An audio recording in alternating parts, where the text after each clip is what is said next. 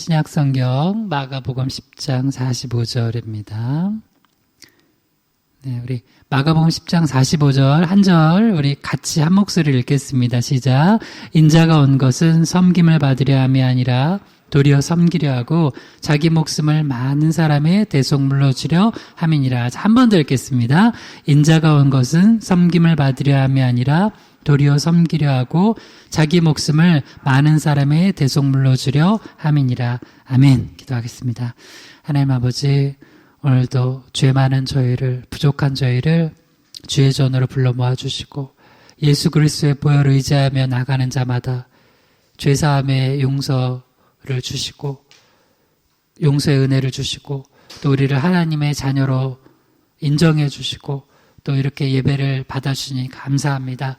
우리 예배 가운데 성령의 충만함 주시고 뜨거운 은혜를 주셔서 이 예배를 주님이 흠양하시는 것으로 말미암아 우리가 우리 영혼이 살고 우리 가정이 살고 또 우리 모든 삶이 주님 안에서 형통케 되게 하여 주시옵소서. 부족한 종이 바른 십자가 부활의 복음만 대언케 하시길 소망하며 예수 그리스도의 이름으로 기도드립니다. 아멘. 말씀의 제목을 한번 따라해 보겠습니다. 예수님을 본받는 제자, 예수님을 본받는 제자. 자, 오늘은 예수님을 본받는 제자 두 번째 시간 갖도록 하겠습니다. 마가복음 10장 45절을 강의하고 있습니다. 우리 마가복음 10장 45절 이 한 절은 우리가 이제 외워둬야 될 요절 중에 하나예요. 예수님께서 이 땅에 오시고 또 어떻게 사시고 어떻게 죽으셨는지 이 한 절에 요약이 돼 있어요. 그래서 우리도 예수님을 본받는 제자가 되기 위해서는 이 한 절의 말씀을 깊이 묵상하고 이대로 실천하면 어느 날 이제 보면 주님을 더 닮아 있을 거예요. 그걸 이제 우리가 예수 믿고 나서 성화되어 간다고 그래요. 성화. 예수님을 예수님을 나의 구주로 영접하는 순간 그리스도의 피값으로 내 죄가 사해지고 그리고 이제 주님께서 법적으로 의롭다 칭해 주세요. 그걸 뭐라 그래요? 칭의라 그래요. 칭의. 구원 받은 거예요. 근데 구원이 시작됐는데 이제 구원이 이제 여기서 끝나는 게 아니라 이제 성화되는 거예요. 주님 더 닮아가는 거예요. 우리가 아무리 해도 완벽하게 우리가 어떻게 예수님을 다 닮겠습니까? 그러나 우리의 방향은 예수님 닮는 거예요. 할렐루야.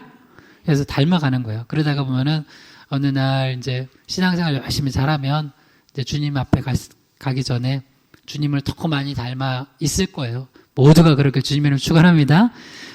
예수님을 본받는 제자 세 가지를 살펴보고 있는데요. 지난주에 살펴봤던 건 예수님의 낮추심을 본받는 제자였습니다. 오늘 살펴볼 건 한번 따라해 주세요. 예수님의 섬기심을 본받는 제자, 예수님의 섬기심을 본받는 제자. 이제 예수님의 낮추심, 예수님의 섬기심, 예수님의 죽으심, 이게 이제 마가복음 10장 45절에 요약된 예수님의 모습이거든요. 이거를 이제 우리가 본받으면 예수님 닮아가는 거예요.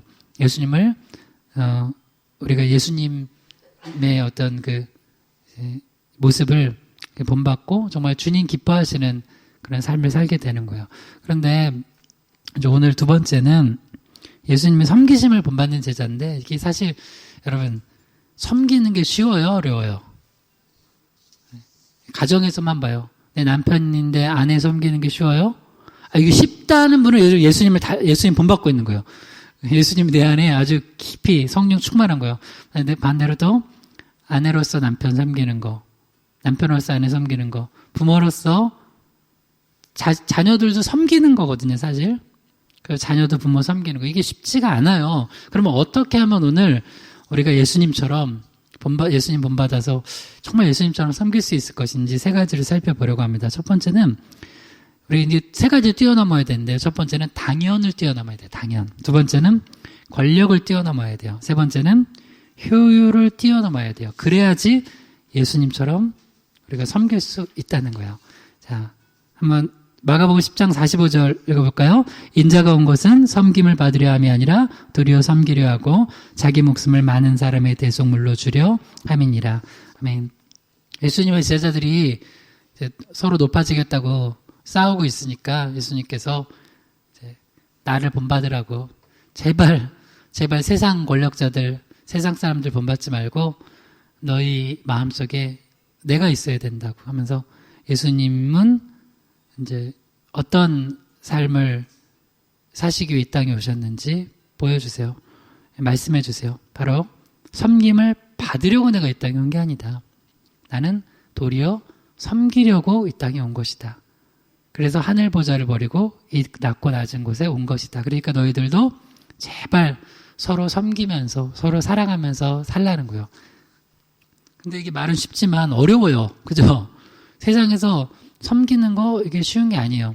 그나마 기독교인들한테는 이 섬김이란 용어가 되게 익숙해요. 교회 용어예요. 교회 용어. 세상에서는 이 섬김이라는 자체가 최근에는 이런 용어들을 좀 쓰기도 해요. 가끔 뭐 정치인들도 쓰고 가끔 뭐 직장에서도 쓰기도 하고 하지만 사실은 섬김을 우리가 받으려고 하는 거지 섬기겠다고 이렇게 나서는 그런 리더들이 많지가 않아요. 근데 예수님은 섬기는 리더로서 우리에게 그 본을 보여주셨다는 거예요. 근데 예수님이 그 보여주신 이 섬김의 모델을 우리가 따르기 위해서는 이제 세 가지가 있어야 된다고 하는데 첫 번째예요. 한번 따라해 주세요. 당연을 뛰어넘어야 섬길 수 있다. 당연을 뛰어넘어야 섬길 수 있다. 자, 요한복음 13장 13절에서 15절을 읽겠습니다.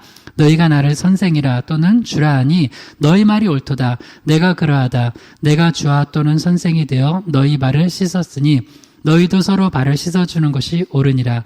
내가 너희에게 행한 것 같이 너희도 행하게 하려 본을 보였노라. 아멘. 그럼 학창시절 기억나죠? 학창시절.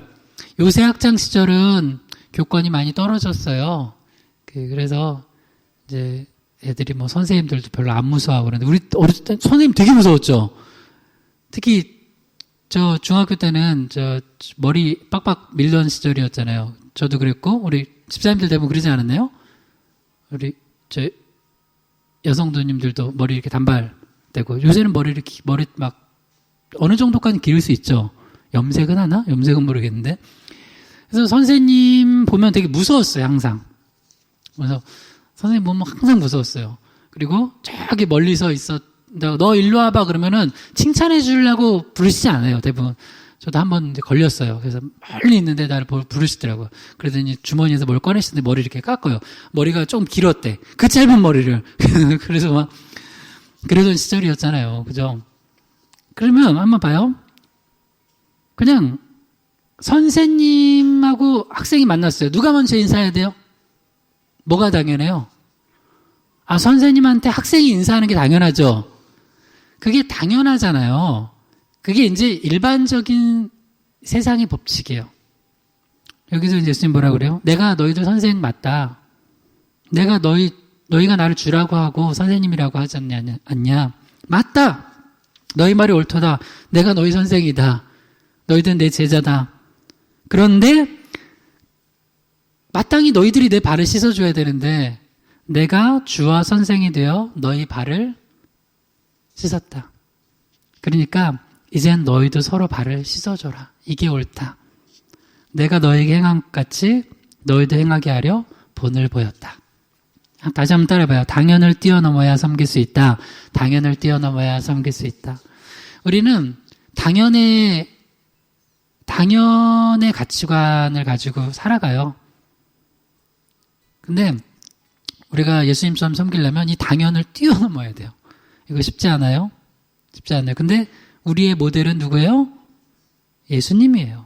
예수님은 이 당연을 뛰어넘었어요. 그래서 예수님이 친히 제자들의 발을 씻으셨다는 거예요. 근데 우리는 너무나 맨날 당연하면서 군림하며 살아가요. 당연하면서 빨리 나를 섬기라고 이렇게 하는 거예요. 자, 다시 얘기할게요. 선생님하고 제자가 만났어요. 그러면은 보통은 누가 먼저 인사해요? 네, 학생이 인사해야 돼요. 그거는 일반적으로 당연한 거고 그리고 예의예요. 그게 나쁜 게 아니에요. 그러나 선생님이 먼저 좀 인사하면 안 돼요? 선생님이 인사할 수도 있죠. 그죠? 인사할 수 있잖아요. 그죠? 선생님이 먼저 섬기면 안 돼요? 그럴 수 있죠. 왜? 예수님이 그러셨잖아요. 그래서 우리 예수 믿는 사람들은 이 당연이라는 가치관을 좀 뛰어넘을 수 있어야 돼요. 그래야지 섬길 수 있는 거예요. 가정에서도 봐요. 가정에서도 자 부모님하고 자녀 중에 누가 섬겨야 돼요. 당연히 자녀들이 부모님을 잘 섬겨야죠. 효도를 해야죠. 그거는 당연한 거예요. 그러나 그렇게만 살아가면은 가정이 뭐가 돼요? 그게 가부장적 사회예요. 근데 우리 예수 믿는 사람들은 아버지가, 어머니가 자녀들을 또 사랑으로 섬기는 거예요. 자녀들도 마찬가지고요. 우리 그 세상을 살아가다 보면 이 당연에 빠져가지고 살아가는 사람들이 있어요. 당연. 다 당연하대요. 이러니까 이 사람들하고 만나면은 항상 그 마음이 힘들어. 왜냐면 이 사람은 당연히, 여기서 당연한 좋은 당연이라 이제 자기 위주의 당연이야. 당연히 네가 나를 섬겨야지. 당연히 당신이 나를 도와줘야지. 하면서 그렇게 여기는 거야. 근데 우리 예수님은 어떤 분이냐? 그래, 내가 주고 내가 선생이지만 내가 너희들 먼저 발을 씻길게. 그러니까 너희들도 좀 서로 사랑하고 섬겨줘라. 이렇게 본을 보이셨다는 거예요. 그러니까 가정에서도 본을 먼저 보이고 먼저 섬길 분들은 누구예요? 네, 나이 더 많고 더 위에 있는, 위치에 있는 사람들. 그분들이 가정에서건 직장에서건 섬김의 본을 보이는 거예요. 이게 예수님이 우리에게 가르쳐 주신 거예요. 요한복음 13장 34절에 35절이요. 새 계명을 너희에게 주노니 서로 사랑하라. 내가 너희를 사랑한 것 같이 너희도 서로 사랑하라. 너희가 서로 사랑하면 이로써 모든 사람이 너희가 내 제자인 줄 알리라. 우리 교회가 딱 교회에 오면은 교회 공동체는 세상 사람들 볼 때는 이상한 공동체일 수 있어요. 왜? 저 회장님인데 교회 집사님이야 보니까. 근데 회장님인데 교회 오니까 막 섬기고 있어. 저거 뭐지? 이거 이상한데? 왜 저러시지? 그래서 교회에 처음 오면 약간 이상한 느낌을 받아요. 저기 우리 교장 선생님이신데 와가지고 막 여기서 막 쓰레기를 줍고 계세요. 이게 뭐 어떻게 된 거지? 근데 만약에 똑같이 세상에서 하던 걸 교회에서 똑같이 하면 그 공동체는 그 이상한 공동체예요. 누구 보시기에? 예수님 보시기에. 근데 이게 교회에서뿐만 아니라 우리가 교회에서 그렇게 말씀을 배우고 실천한 거를 가정에서 하는 거예요. 가정에서. 그래서 예수님 잘 믿으면 예수님처럼 돼요. 예수님을 본받게 돼 있고 서로 사랑으로 섬기게 돼요. 그래서 가장 이상적인 형태는 뭐냐면 그렇게 서로가 서로를 주의 사랑으로 섬기려고 하는 거예요. 그러면은 행복하겠어요? 불행하겠어요? 너무 행복한 공동체가 되는 거예요. 그리고 또 중요한 얘기를 하세요. 35절 요한복음 13장 35절 다시 읽어봐요. 너희가 서로 사랑하면 이로써 모든 사람이 너희가 내 제자인 줄 알리라. 그러니까 우리가 서로 사랑으로 섬기면 이걸 보고선 다른 사람들이 예수님이 계시는구나. 하나님이 계시긴 계신가벼? 저분이 저렇게 하고 이 모습을 보면서 우리가 정말 다른 어떤 힘에 의해서 움직여지는 걸 알아요. 그러면 도대체 그 힘의 원천은 뭘까? 말씀이구나. 예수구나. 십자가구나. 알게 되는 거예요. 그리고 우리가 주님을 섬길 때도 항상 이 당연하다는 거에 매몰되어 있으면 굉장히 위험한 신앙으로 빠져요. 그래서 이 당연하지 않다는 거예요. 당연의 반대가 뭐예요? 감사예요. 당연하지 않아요. 민수기 21장 5절이요. 백성이 하나님과 모세를 향하여 원망하되 어찌하여 우리를 애굽에서 인도하여 내어 이 광야에서 죽게 하는가. 이곳에서 먹을 것도 없고 물도 없도다. 우리 마음이 이 하찮은 음식을 싫어하노라 하매. 이스라엘 백성들은 노예였어요. 일단 신분만 봐봐요. 노예에서 자유인이 됐어요. 당연한 거예요? 감사해야 돼요? 감사해야 돼요. 그리고 이 하찮은 음식이라고 지금 폄하한 게 뭐냐면 하늘에서 만나가 내리는 거예요. 여러분, 먹을 것 없는 광야에서 하늘에서 만나가 내려가지고 나를 먹여주세요.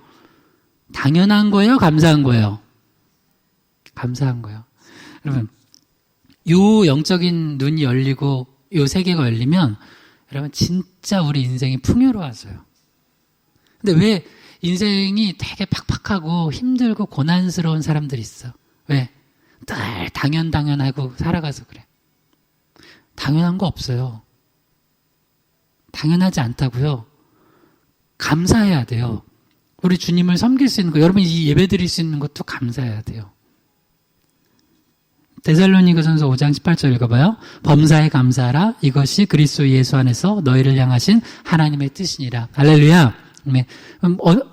범사가 당연한 거예요? 범사가 감사할 거예요, 모든 게. 그럼 여러분 한번 찾아봅시다. 한 10가지만 찾아봐요. 그냥 숨 쉬는 거 당연한 거예요, 감사한 거예요? 감사합니다. 할렐루야. 여러분 지금 여기 앉아가지고 예배 드릴 수 있는 거 당연한 거예요, 감사한 거예요? 감사한 거예요. 여러분 오늘 혹시 운전해 오신 분, 운전할 수 있는 거 감사한 거예요, 당연한 거예요? 감사한 거예요? 오늘 아침밥 드신 분, 혹은 점심 드시는 거, 여러분 먹을 수 있는 거 감사한 거예요, 당연한 거예요? 당연한 거예요? 감사한 거예요? 맛을 느끼고 냄새 맡을 수 있는 거 당연한 거예요, 감사한 거예요? 감사한 거예요? 귀 들리는 거 감사해요, 당연한 거예요? 감사한 거예요? 눈 볼 수 있는 거 감사한 거예요, 당연한 거예요? 감사한 거예요? 여러분 가족들이 있어요, 가족들. 아유 이 왼수 같은, 이렇게 감사한 거예요, 당연한 거예요? 감사한 거예요. 근데 어느 날 사탄 마귀가 우리 마음속에 들어오잖아요. 이게 다 당연해 보여. 그리고 민수기 21장 5절 다시 보여주세요. 민수기 21장 5절 다시 읽어봐요. 시작. 백성이 하나님과 모세를 향하여 원망하되 어째 우리를 애굽에서 인도하여 내어 이 광야에서 죽게 하는가. 이곳에는 먹을 것도 없고 물도 없도다. 우리 마음이 하찮은 음식을 싫어하노라 하며. 다 하찮게 보여. 남편도 하찮게 보여. 그냥 아내도 하찮게 보이고 아들도 하찮게 보이고 딸도 하찮게 보이고 회사에서도 보면 직장에서 다 하찮게 보여. 최악이 뭔지 알아요? 최악? 여기 우리를 어찌하여 애굽에서 인도하여 내요. 구원이 하찮은 줄 알아요. 여러분 예수께서 십자가, 하나님의 아들이 이 땅에 오셔서 몸 찢기시고 피 흘리시고 십자가에서 죽으시고 부활하시고 우리 죄를 용서해 주셔서 영생을 주셨어요. 그리고 우리 하나님의 자녀 삼아주시고 날마다 은혜 주세요. 이게 하찮아요?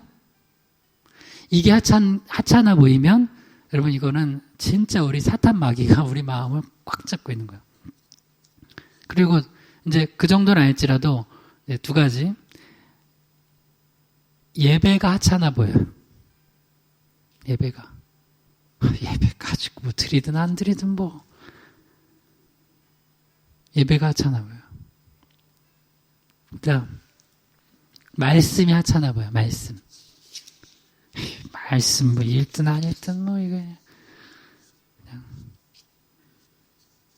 만약에 내 목사인데 말씀을 보는데 하찮아 보여. 이 귀한 말씀이. 그냥 졸리기만 하네. 그냥 졸린데 그냥 이렇게 말씀을 내가 그냥 이렇게 말씀을 준비해서 가르치는 거 그냥 너무 하찮다. 아니에요. 나는 진짜 여러분 이건 그냥 곡해해서 듣지 말고 이렇게 들으세요. 저도 지금까지 책을 좀 많이 읽은 편이거든요. 근데 어떤 세상 지식도 성경만 못해요. 아니 성경만 못한 게 아니라 다른 건 다 하찮아. 좀만 보면 진짜 하찮아. 세상 지식이라는 게. 거기서 이제 되게 놀라울 수도 있지만 그래봤자 이 땅에서 내가 먹고 사는 정도예요. 주식 투자 해가지고 돈 버는 게 물론 난 몰라요. 그렇지만 그거에서 알아서 여러분이 워렌 버핏처럼 돼봤자 그래봤자 한평생이야. 7, 80, 100년. 아 그래요?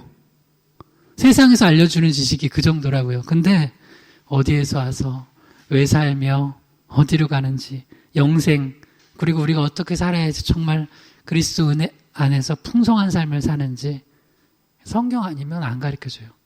안 가르쳐주더라고. 그래서 정말 나는 성경을 보면 너무 귀하게 여겨져. 이 성경을 내가 가르칠 수 있는 목사로 나를 세우셨다는 게 너무 놀랍고 난 성경을 말씀을 준비할 때마다 이렇게 두렵고 떨려요. 왜냐면 이건 세상 지식은 변하거든요. 여러분 태양계 알아요? 태양계? 옛날에 배우면 수금지와 목도 천의 명 배웠어요. 알아요? 수금지와 목도 천의 명 과학 때 배웠는데 지금은 태양계 지식이 바뀌어 명왕성이 빠졌어. 그건 알아요? 세상에 무슨 그런 게 다 있어?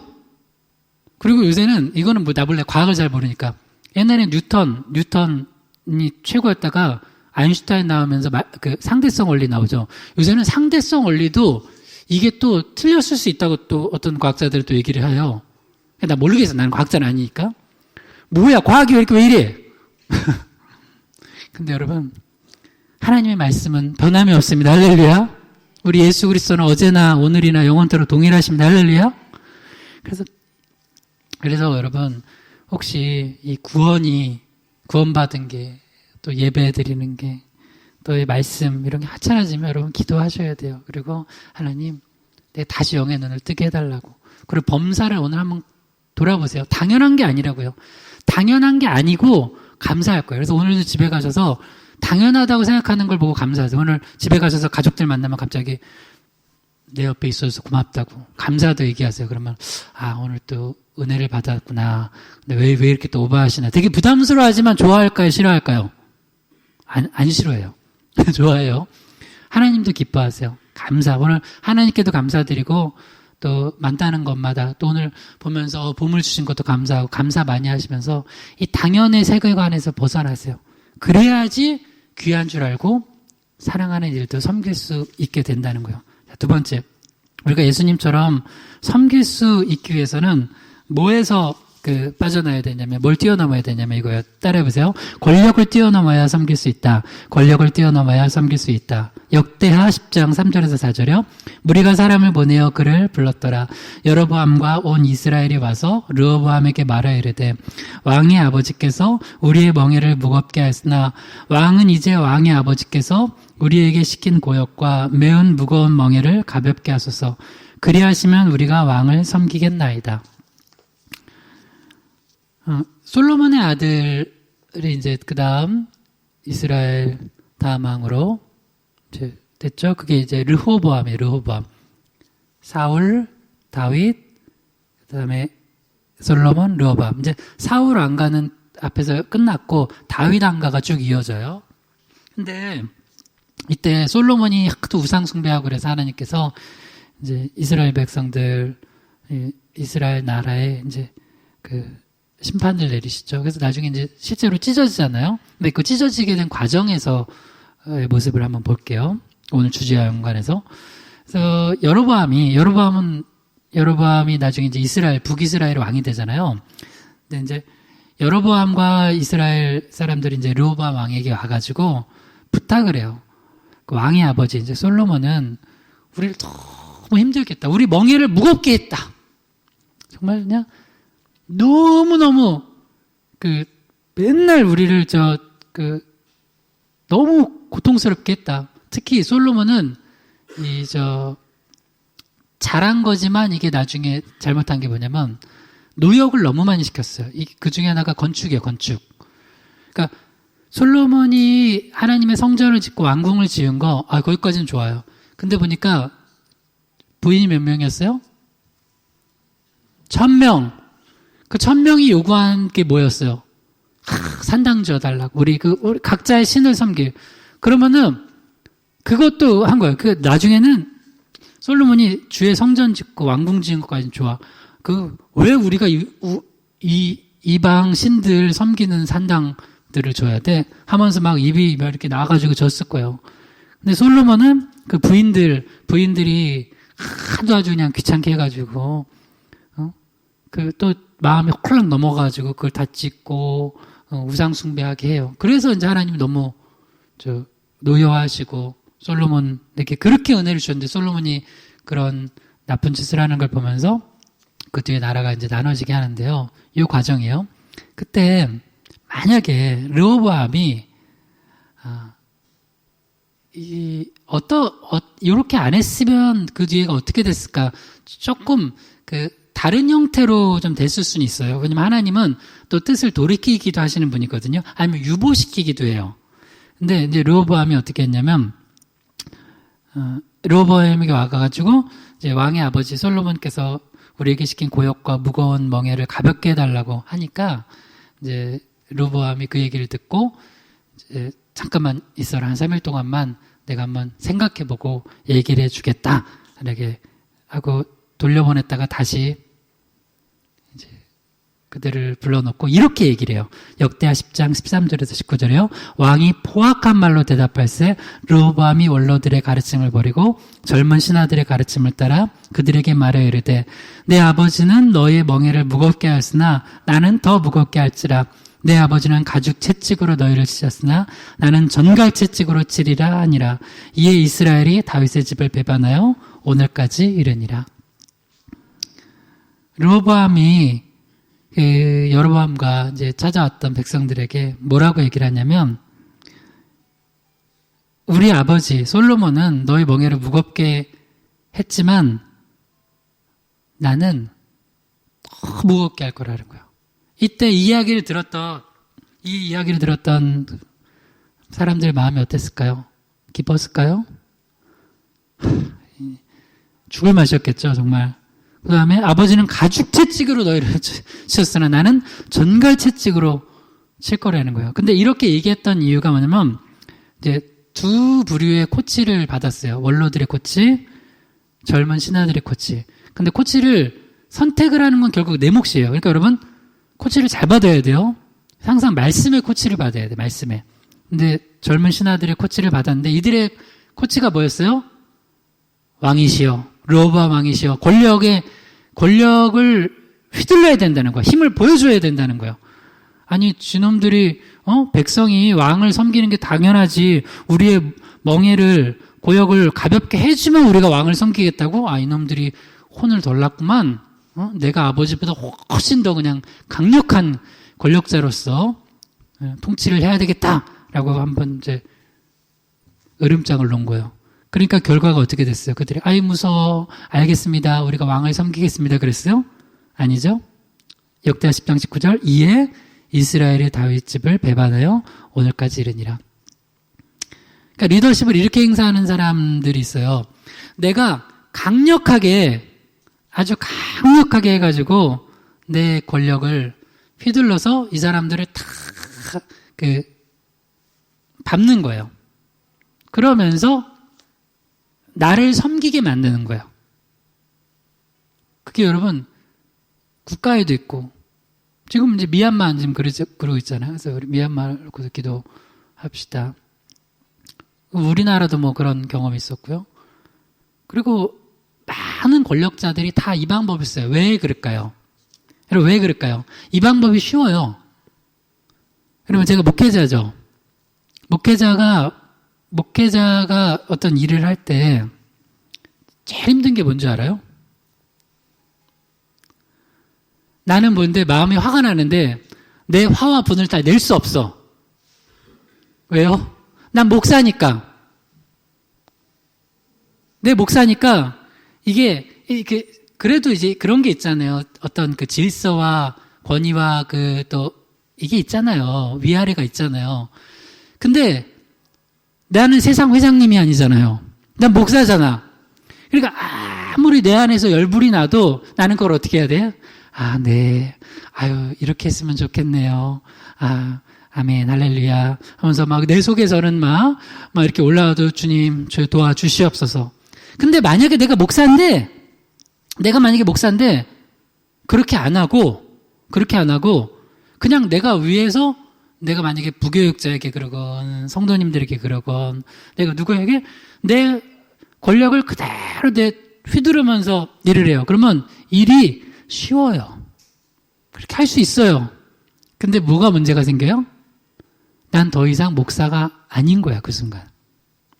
근데 목사인데 목사 역할을 진짜 목사를 진짜 목회자로서 목회를 하는 게 아니라 내가 이 공동체를 회사처럼 생각을 한다면 나는 어떤 리더십을 쓰면 그 리더십을 쓰는 게 더 편해요.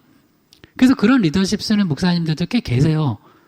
그래서 보면은 심지어 제가 아는 부목사님은 목사님한테 이렇게 여기 흔히 조인트 까였다고 그러죠. 발로 맞았대요. 그래서 내가 나는 설마 그걸 물론 믿긴 믿었어요. 저 말은 거짓말이 아니야. 그래서 아니 그럴 수가 있냐? 어떻게 목사가 목사를 발을 이렇게 막 차면서 때리면서 그렇게 막 할 수 있냐? 욕하고 때리는 소리가 있대요. 그래서 그분은 예수를 잘 믿어야 돼요. 예수를 잘 믿어야 돼요. 예수를 잘 안 믿으면 그렇게 될 수가 있어요. 왜냐면 사람은 급해지다 보면은 빠른 방법을 택해요. 그 빠른 방법이 뭐냐면 권력을 휘두르는 거예요. 권력을 휘두르는 거예요. 폭력을 행하는 거예요. 그래서 지금 르호보암이 그 방법을 썼어요. 그 방법을 쓰면 잠시는 그렇게 밟힐 수는 있어요. 그러나 그건 진심으로 그걸 따르는 게 아니에요. 그러니까 르호보암을 어떤 생각을 가졌어요? 권력자들은 네가 백성이 나를 섬겨야지 내가 왜 너희를 섬겨? 그러려고 내가 정치하는 줄 알아? 내가 그러려고 높은 자리 간 줄 알아? 그러려고 높은 자리 가는 거예요. 그러려면 내가 왜 높은 자리 가? 그러니까요. 그러기 싫으면 가면 안 돼. 이게 바로 예수님의 말씀이에요. 근데 우리는 그러려고 높은 자리를 갔어, 지금까지. 그러려고 기어이 높은 자리 간 거예요. 그러니까 뭐가 돼요? 이게 계속 그 악한 악순환이 이어지는 거야. 여러분 가정에서라도 실천해봐요. 우리가 이렇게 나는 전가제측으로 너희를 치리라 하면서 권력을 휘두르는 형태로 내가 그 리더십을 행사하고 있다면 나는 결코 섬길 수 없어요. 그리고 내가 섬기지 않는데 내가 섬기지 않는 공동체에서 그 공동체가 행복할 수 있을까요? 절대 행복할 수 없어요. 공동체가 행복하려면요, 밑에 사람이 섬기는 게 아니라 윗사람이 섬길 때 공동체가 행복해져요. 이걸 예수님이 보여주신 거예요. 예수님 만약에 12제자 채찍으로 때리면서 내 발 씻어! 이랬으면 그 공동체가 행복했을까요? 결코 행복할 수 없는 공동체가 되는 거예요. 그래서 항상 내가 조금이라도 어떤 딱 관계에서 윗사람이에요. 그러면 내가 섬기는 거예요. 그러면 당연히 그쪽에서도 같이 섬김의 그 모습으로 나오게 돼 있어요. 그게 바로 하나님께서 주신 그 은혜의 원리예요. 마태복음 11장 28절 읽어봐요.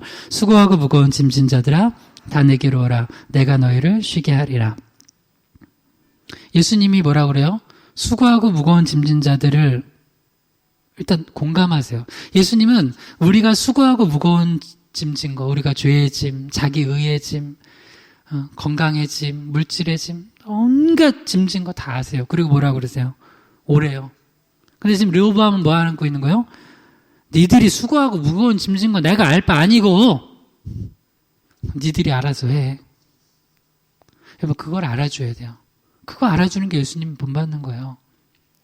여러분 오늘 가셔가지고 할 일이 뭐냐면 섬기려면 먼저 우리 지난주 거랑 이어지는 건데 예수님이 하늘 보좌 부리고 이 땅에 오셨다고요? 공감하시려고. 공감해줘야 돼요. 남편이 힘들 모습 보이면 아내는 남편이 공감해줘야 돼요. 당신 힘들지 요새? 그래서 이런 아내 되면 안 되잖아. 아유 그냥 남자가 뭘 힘들다고 이렇게 맨날 그냥 죽어 그래. 누구 아빠는 그 정도 충분히 해내더만 아니야. 돈도 그것보다 못 벌어다 주면서 이거 최악이죠. 그렇게 얘기하면. 그리고 반대로 남편은 아내에게 힘들다 그러면 아니 당신이 뭐가 그렇게 힘드냐고. 나는 더 힘들다고. 그러면 나는 더 힘들다 이러면은 그때부터는 이제 싸움이 되는 거야. 그러니까 나도 힘들지만 힘든 거야. 자녀들도 네가 이것도 힘들지? 그랬구나. 내가 기도해 줄게. 우리 주님께 우리 같이 간구하자. 그리고 자녀로서 부모님들 보면 아유 어머니 아버지 뭘 그렇게 맨날 아프시다가 골골대가 원래 다 나이 들면 아픈 거예요. 오 이렇게 말하면은 이거 무슨 자식? 네, 그 뒤로 얘기 안 하겠어요. 물론 나이 들면 아파요. 나이 들면 안 아프지 않아요. 나이 들면 아프죠. 그래도 부모님들 아프시다 그러면 아유 어머니 아버지 많이 힘드시죠? 아프시죠? 제가 기도해 드릴게요. 약 이거 드세요. 이렇게 그래도 한마디 하는 거고 기도해 드린다고. 부모님도 자녀에게 그래요. 아니 젊은 놈이 뭘 그렇게 힘들다고 그러냐고 하면서 그렇게 하지 말고 나 때는 말이다. 다 했다. 그러면서 그 라떼 그러면 어머니 라떼 한 잔 사주시고 얘기하셔야 돼요. 이렇게 그러면은 안 되는 거예요. 그러니까 지금 뭐냐면 수고하고 무거운 짐진 자들 예수님은 그걸 이해해 주시는데 르호보암 왜 르호보암이 이런 마음이 들어요? 권력자의 자리에 있잖아요. 르호보암은 뭘 보고 자랐어요 지금까지? 아버지 솔로몬이 최고의 권력자였어요. 당시 솔로몬의 권력은 어느 정도였어요? 스바 여왕이 찾아왔잖아요. 온 세계 사람들이 와서 솔로몬한테 엎드리는 걸 봤어. 그리고 난 누구야? 그 아들이야. 그래서 가끔 보면은 우리가 대기업 회장님 아들들이 가끔 하는 짓들을 보면 이해가 가는 게 안 좋은 거죠. 그걸 보고 잘한 거예요. 그러니까 그렇게 해도 되는 줄 알아. 그래서 지혜로운 회장님은 아들들 어디서 갑자기 본부장 안 시켜요. 어디부터 시켜요? 창고 정리. 그것도 요식행위로 한 달 안 시켜요. 3년. 이렇게 시키는 거예요. 근데 보니까 이 르호보암이 그것만 보고 잘한 거예요. 그리고 나중에 솔로몬이 이제 상태도 안 좋았잖아요. 그러니까 권력을 휘두를 줄만 알지 그 사람들이 얼마나 고생하는지를 공감을 못 하는 거예요. 그래서 여러분이 섬기려면 먼저 수고하고 무거운 짐진 거를 봐야 돼요. 그 다음 또 하나 뭐라고요? 한번 따라해보세요. 다 내게로 오라. 다시 한번 다 내게로 오라. 여러분 누가 무거운 짐진 거 가지고 남편이 나한테 와요. 아내가 나한테 와. 아들, 딸이 나한테 와. 부모님이 나한테 와요. 좋아요, 싫어요? 좋은 사람. 아이 좋아하는 사람. 그분은 굉장히 성화된 분이에요. 예수님 닮은 분. 네, 그분은 아주 축복합니다. 대부분 싫어요. 아니, 나도 힘들어 죽겠는데 나한테 짐을 하나 또 가져오네? 수고하고 무거운 짐진 걸 가져와, 막. 나도 지금 힘들어 죽겠는데 그냥 남편이 밖에서 들어오는데 또 그걸 가지고 들어와. 아내도 또 가지고 들어와. 아들도 가지고 들어와. 딸도 가지고 들어와. 어머니, 아버지도 가지고 들어와. 근데 우리 예수님 뭐라 그러세요? 그걸 물리치지 않아요. 그러니까 그걸 물리치면 안 돼요. 뭐라 그러냐면 다 내게로 오라는 거야. 여러분, 그게 예수님이에요. 그게 예수님의 마음을 본받는 거예요. 그 다음에 뭐라 그러냐면 내가 너희를 쉬게 하리라. 우리가 그 짐을 덜어줄 수는 없어요. 100%. 그러나 우리가 뭐 할 수는 있어요? 두 가지는 할 수 있어. 두 가지가 뭐냐면 그거를 공감해주고 기도해주는 거. 그거 못해요?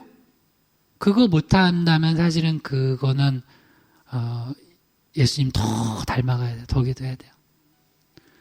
사실 그건 어려운 게 아니에요. 근데 그걸 못한다는 건 내 죄성 때문에 그래요. 그게 너무 싫은 거야. 근데 우리 예수님 그러시잖아요. 그걸 공감해 주시고 그리고 예수님은 그거 짊어지셨는데 우리가 짊어질 수 없으니까 기도해 주는 거예요. 또 하나는 이제 그걸 뭐 하는 거냐면 들어주는 거 있죠. 들어주는 거. 그거를 담아주는 거예요. 그러니까 담아주는 거예요. 그러니까 우리가 이제 하나는 내가 할 일이 있고 하나는 이제 주님께 맡길 일이 있는데 주님께 맡기는 건 뭐냐면 그것은 기도로 올려드리는 거예요. 하나님께. 십자가 생각하세요. 자, 다시요. 저 지금 내가 다 질 수 없어요. 예를 들어서 그 사람이 아픈 걸 내가 어떻게 아파줘요? 그럴 수는 없어. 근데 그거를 아픈 걸 들었어. 그럼 어떻게 해줘야 돼요? 듣고, 원래 늙으면 아픈 거예요, 어머니, 아버지. 그렇게 말하면은 진짜 안 돼요. 그렇게 하지 말고 들어주고 하나님께 기도를 올려드리는 거, 위로. 그리고 옆에는 뭐예요? 내가 감싸 안아줄 수 있는 부분이 있어요. 그게 뭐냐면 그걸 담아주는 거예요. 담아주는 거야. 그렇죠. 근데 예를 들어서 봐요. 아내가 남편한테 힘든 얘기를 해요. 근데 남편의 그릇이, 믿음의 그릇이 여기저기 조그만하면 한 5분 얘기하면 남편이 힘들어. 그러면서 5분 아내 얘기를 듣다 갑자기 나도 힘들다고 하면서 그걸 못 담아줘요.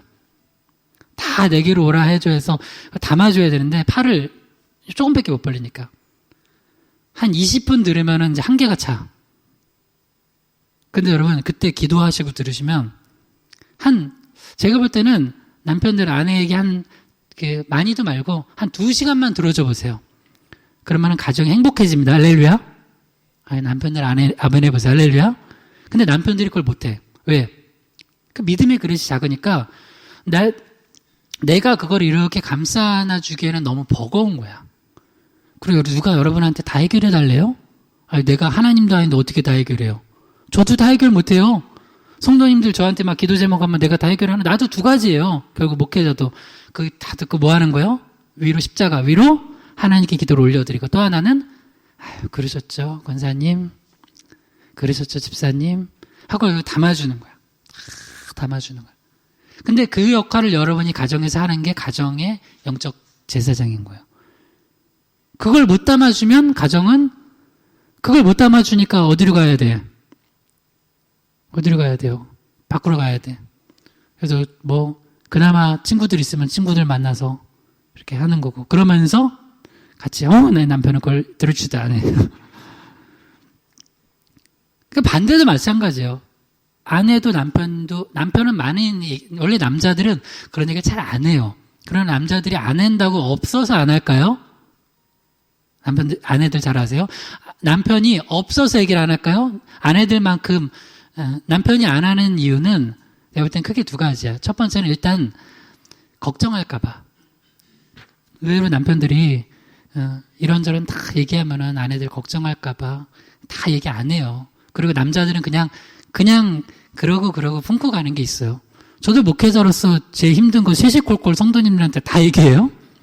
그냥 또 저는 제가 여기서는 영적 제사장 역할이니까 또 내가 안고 가야 될 게 있다고요. 가정에서는 가장들은 그런 거예요. 근데 아내들은 그것도 잘 몰라. 그 다음 또 하나, 이건 웃긴 얘기인데, 남편들이 남자가 여자보다 언어 능력이 딸려요. 실제로 여자들은 2시간, 3시간을 얘기할 수 있는 언어와 단어와 어휘가 다 있어. 남자들은 한 10분 정도나 20분 정도 얘기하면 딸려. 그게 더 이상 안 나와. 그래서 말싸움 하면은 누가 이겨요, 항상? 남자들 못 이겨요. 이길 수가 없어요. 그걸 이길 수 있는 남자는 굉장히 여성화된. 그래서 나이가 들면서 여성 호르몬이 나오면서 예전에 남편이 저렇게 조잘거리지 않았는데 막 조잘거리잖아요. 그래서 그렇게 꼴보기 싫다 그러는데 그것도 받아주세요. 나이가 들면서 그런 거예요, 그것도. 그러면서 그걸 또 다 받아줘야 돼요. 서로, 자녀들도 그렇고. 그러니까 이 두 가지만 해도 우리 여러분 이 마태복음 11장 28절을 실천하는 거예요. 마태복음 11장 28절 다시 읽어봐요. 수고하고 무거운 짐진 자들아 다 내게로 오라. 내가 너희를 쉬게 하리라. 그래서 여러분 권력을 가지고 있으면 이 권력을 뛰어넘어 보세요. 르호보암처럼 하지 말고 그래 우리 솔로몬 아버지 왕이 너무 고역을 심하게 시켰지? 알았어. 나는 그렇게 안 할게. 그러니까 내가 너희를 섬기는 왕이 될게. 그랬으면 르호보암이 얼마나 훌륭한 왕이 됐겠어요. 여러분도 그렇게 될 수 있습니다. 우리 그런 리더십 행사하면서 섬깁시다. 할렐루야. 세 번째 마지막입니다. 한번 따라해 주세요. 효율을 뛰어넘어야 섬길 수 있다. 효율을 뛰어넘어야 섬길 수 있다. 마태복음 8장 5절에서 8절이요. 예수께서 가버나움에 들어가시니 한 백부장이 나와 간과하여 이르되 주여 내 하인이 중풍병으로 집에 두어 몹시 괴로워하나이다. 이르시되 내가 가서 고쳐주리라. 백부장이 대답하여 이르되 주여 내 집에 들어오심을 나는 감당하지 못하겠사오니 다만 말씀으로만 하옵소서. 그러면 내 하인이 낫게 싸움나이다. 아멘. 제가 이제 지난주 수요 예배 때도 그런 얘기를 이제 말씀드렸는데 사랑의 반대말이 뭐냐? 미움일 수 있겠지만 사랑의 반대말 중에 하나가 효율이에요. 효율.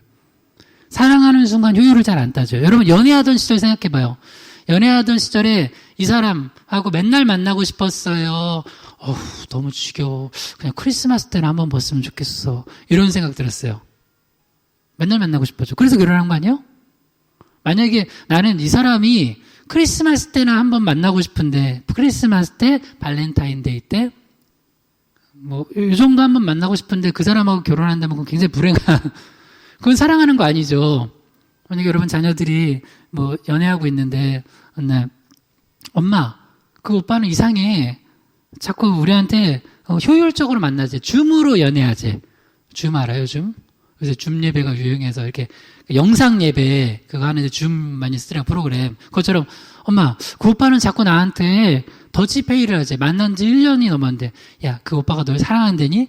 나를 사랑한대. 근데 항상 더치페이야. 한 번도 나한테 뭘 사준 적이 없어. 왜냐면 효율적으로 살아간대.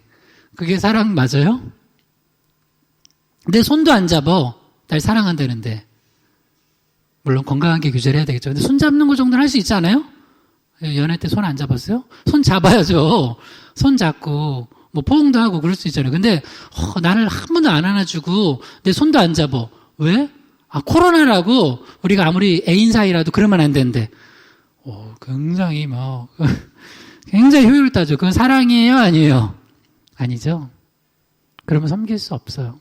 여기 보면 한 백부장이 예수님께 나와서 하인 병 고쳐달래요. 하인이 무슨 병 걸렸어요?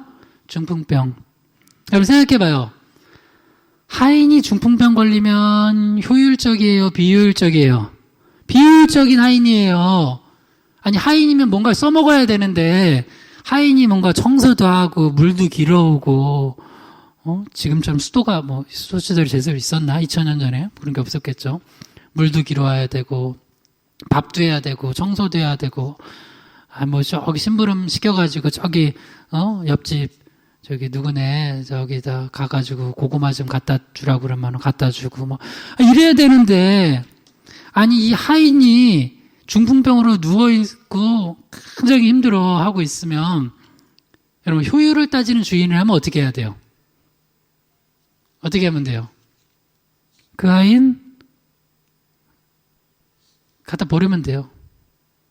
그 당시는 주인이 그 정도 힘이 있었어요. 근데 어떻게 했어요? 이 백부장이 얼마나 믿음이 있고 얼마나 사랑이 많냐면 이 하인을 섬기기 위해서 이 하인이 낫게 하기 위해서 예수님께 와서 납죽 엎드려요. 그러니까 예수님 뭐라고 하시냐면 알았다고 내가 가겠다고. 예수님 정말 좋으시죠? 내가 가서 치료해 주겠다고. 그러니까 백부장이 뭐래요? 어떻게 감히 예수님같이 높은 분을 제 집으로 모십니까? 하면서 그냥 말씀만 해달라고. 믿음이 되게 좋아요. 마태복음 8장 9절에서 10절이요. 나도 남의 수하 있는 사람이요 내 아래도 군사가 있으니 이더러 가라 하면 가고 저더러 오라 하면 오고 내 정도로 이것을 하라 하면 하나이다. 예수께서 들으시고 놀랍게 여겨 따르는 자들에게 이르시되 내가 진실로 너에게 이르노니 이스라엘 중에 아무에게서도 이만한 믿음을 보지 못하였노라. 얼마나 이 사람이 믿음이 좋았냐면 자기 예를 들면 자기는 백부장이잖아요. 군인이잖아요. 그러니까 자기 위에서 있는 분들이 자기한테 명령하면 자기도 탁 따르고 자기 밑에 사람도 내 말 한마디면 따르는 그런 계급 체계 속에서 내가 살아간다. 근데 예수님처럼 높은 분이 나한테 이렇게 하는 거를 내가 감당하지 못하겠다고. 주님같이 높은 분은 말씀만 하시면 된다고. 말씀 한마디면은 이게 모든 게 이루어지는 줄 내가 안다 하면서 이거 굉장히 좋은 쪽으로 적용을 하는 거예요. 그래서 예수님 안 오셔도 되니까 말씀만 하면 다 그 명령대로 이루어질 줄 믿습니다 하는 거. 이방인인데 되게 믿음이 좋아요. 그래서 그대로 이제 예수님이 말씀하셔서 중풍병 걸린 하인을 치료해 주잖아요. 그러면서 예수님이 놀라시죠. 이스라엘 중에는 아무에게서도 이만한 믿음이 없다는 거예요. 요새 어쩌면 교회 열심히 4, 50년 신앙생활 했던 분들보다 갑자기 요새 신앙생활 한 지 한 3개월 되신 분이 더 믿음이 좋을 수도 있어요. 여러분, 이 백부장의 믿음은 어떤 믿음이에요? 예수님을 향한 그런 전적인 신뢰가 있었고, 또 하나는 우리 이제 요 주제로 적용해 보면 효율적이지 않은 그 사람, 내가 버려버려도 되는 사람을 내가 섬기는 거예요. 이게 사랑이에요, 사랑. 여러분 평생 이거 3가지 기억하세요. 당연의 세계 속에 빠져 살지 마세요. 감사하세요. 그래야 섬길 수 있어요. 오늘 집에 가서도 한번 쭉 보세요. 가정도, 직장도. 당연하다고 생각하면은 하나님 만나를 내려주셔도 하찮게 여겨져요. 근데 감사하기 시작하면 이게 당연한 게 아니거든요. 그러니까 섬길 수 있게 돼요. 그래 나 같은 사람의 아내가 되어주고 나를 아빠라고 불러주고 나를 목회자로 여겨주고 다 감사한 거예요. 또 하나가 권력을 뛰어넘어야 돼요. 그러려면 그들이 이해해야 돼요. 그 권력의 자리에서 내려와야 돼요. 마음이 내려와줘야 돼요. 위치는 거기 있더라도 그래야지만 그들을 품어주고 담아주고 기도해줄 수 있어요. 그다음 효율을 뛰어넘어야 돼요. 2 말씀 읽고 마칠 텐데요. 우리 하나님이 효율 따졌으면 우리 다 버려버려요. 신명기 4장 31절이요. 내 하나님 여호와는 자비하신 하나님이시라. 그가 너를 버리지 아니하시며 너를 멸하지 아니하시며 내 조상들에게 맹세하신 언약을 잊지 아니하시리이다. 여러분 하나님이 효율 따지면 우리 좀 하나님 자녀 삼아주셨다고 해서 끝까지 인도하는 게 너무 힘들잖아요. 우리 같이 죄 많은 인생들. 그리고 버려버리면 되는데, 우리를 혼을 내시긴 해요. 하나님이 자녀니까. 혼을 내시지만 버리지 않아요. 완전히 멸하시지 않으세요. 그리고 언약하신 걸 잊지 않으세요. 마지막 말씀 빌립보서 4장 1절에서 6절이요. 너희 안에서 착한 일을 시작하신 이가 그리스도의 예수의 날까지 이루실 줄을 우리는 확신하노라. 내가 너희 무리를 위하여 이와 같이 생각하는 것이 마땅하니 이는 너희가 내 마음에 있으며 나의 매임과 복음을 변명함과 확정함에 너희가 다 나와 함께 은혜에 참여한 자 됨이라. 아멘. 여러분 구원의 확신 가지세요. 할렐루야. 우리 교회는 세관점 있다는 거 아니에요. 다시 눈을 얘기지만 바울의 세관점이라는 것도 없어요. 그래서 요새 제가 충격을 받은 게 하나 있는데, 제가 아는 예전에 어떤 목사님, 전도사님 때 알았는데, 미국 유학 갔는데, 이분이 갑자기 궁금해서 내가 기도를 하다가, 목회하는 이분, 요새 검색하면 나오잖아요. 미국에서 목회를 하고 계시더라고요. 근데 이분이 여기 빠졌어. 그래서, 우리가 예수님 믿고 하나님의 자녀가 됐다고 해가지고 구원의 확신을 가지면 안 된대. 우리가 잘못하면은 구원이 취소가 된대. 일단 이게 뭐예요? 수고하고 무거운 짐진 자들 다 내게로 오라. 내가 너희를 쉬게 하리라 했는데 계속 짐을 지우는 거야. 여러분, 우리가 죄 안 짓고 살아갈 수 있어요? 아니, 목사님 나도 죄 져요. 그러면 구원이 취소되나? 안 그래요. 우리의 구원은 누가 이루실 거예요? 예수님께서. 언제까지? 그리스도 예수의 날까지. 그러니까 확신할 수 있는 거야. 우리 안에서 착한 일을 시작하신 이가 주님이에요. 근데 보니까 우리가 죄 짓고 잘못하고 때로는 어떻게 내 자녀가 저러냐 하는데, 그래도 주님은 우리를 한번 자녀로 인쳐주시면, 하나님이 자녀 삼아주시면 버리지 않으세요. 비효율적이어도 버리지 않으세요. 그러니까 여러분 그 확신 가지고 주님 앞에 어떤 일이 있어도 주님께 매달리고 회개하고 다시 회복되고, 그리고 우리 주변의 자녀든 또 일상생활하든 여러분도 그렇게 우리 백부장처럼 또 예수님처럼 섬길 수 있는 저와 여러분 되길 주님을 축원합니다. 아멘. 제가 기도하겠습니다. 하나님 아버지, 오늘 우리에게 섬김의 본을 보여주신 예수님 본받게 하심 감사드립니다.